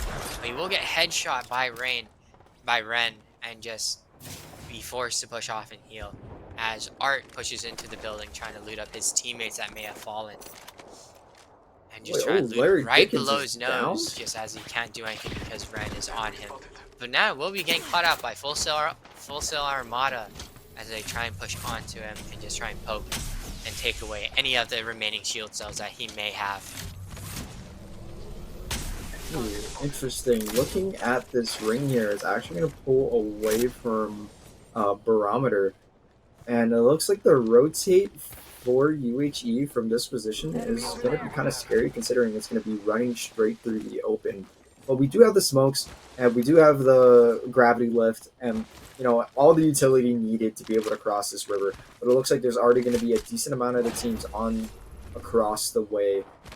But it looks like we're going to be looking to play in a building right now, trying to move closer and closer to the center of the ring. And we're going to be able to see that there's going to be a fight towards the outer edge. And somebody's taking the cannon. Okay, running away from the fight here. And it looks like Damien's going to be aggressing forward, trying to smoke and cross the ocean here. This is going to be a fight that we are going to be taking against Fresno State.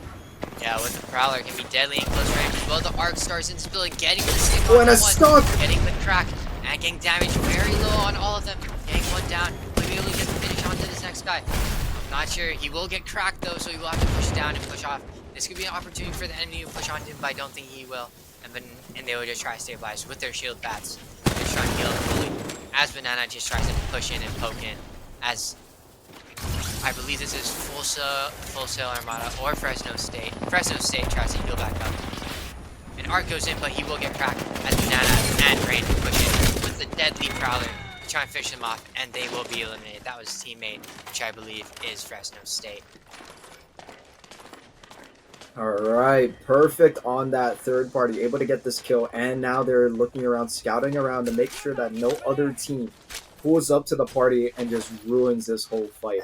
But it looks like the ring is going to be pulling away from them towards the buildings on the outer edge of Barometer. But the rotate back in is going to be relatively safe, as the teams there are not exactly looking out for them, and it looks like the cameraman agrees.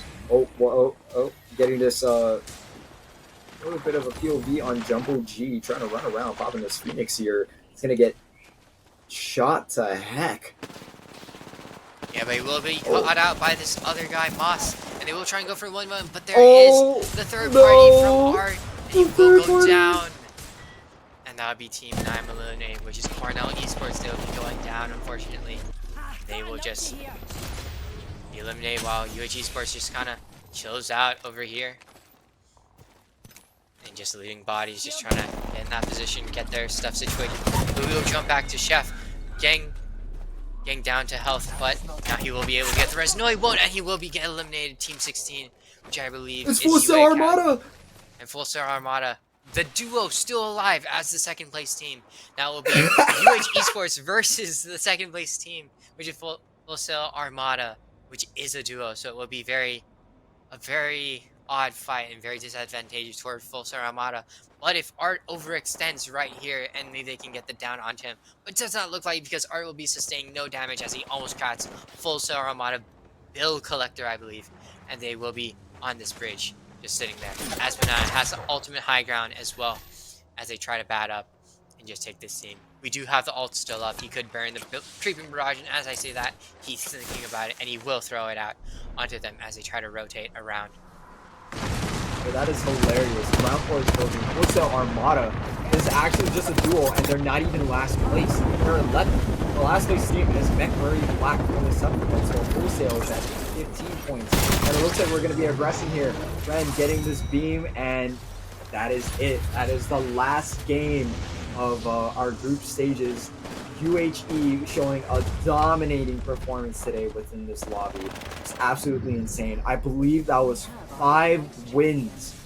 5 wins, guys.